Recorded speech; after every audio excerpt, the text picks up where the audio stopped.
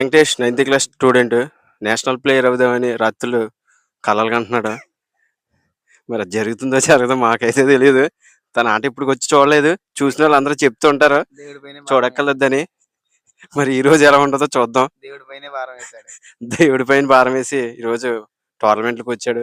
Okay. Okay. జాగ్రత్తండి. Ajay eighth class student. మనం అనుకుంటాం బాల్ ఎగరేస్తుంటే బాగా ఆడతాడనుకుంటాం.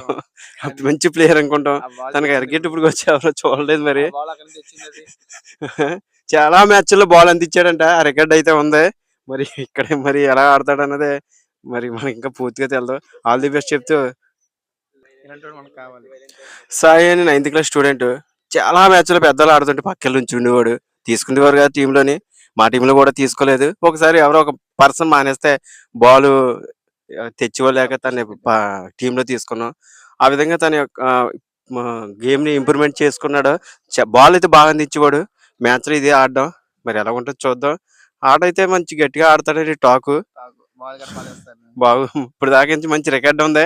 రికార్డులు తుప్పల్లోకెళ్ళిన బద్దలు బాల్ ఈజీగా కొడతాడా? తెచ్చేవాడు. ఏంటన్నది చూద్దాం. ప్రతి తుప్పల్లోకి మేము వెళ్తే భయపడేవాళ్ళం. కానీ ఏ తుప్పైనా కంచితర తుప్పలైనా, ముళ్ళు తుప్పలైనా ఏ తుప్పలైనా సరే బాల్ దూరి దాటుకెళ్ళి తెచ్చేవాడు. తెచ్చేవాడు. నాకు తెలిసి మంచి ప్లేయర్ అవుతాడనుకున్నాను. All the best.